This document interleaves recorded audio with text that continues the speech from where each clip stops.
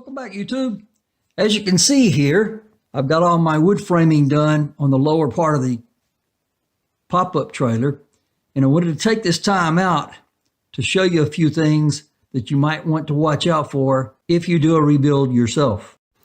You can see from these views that I've got all the 2x2s all screwed in, and they're all square and perpendicular, and everything looks bright and shiny and fresh.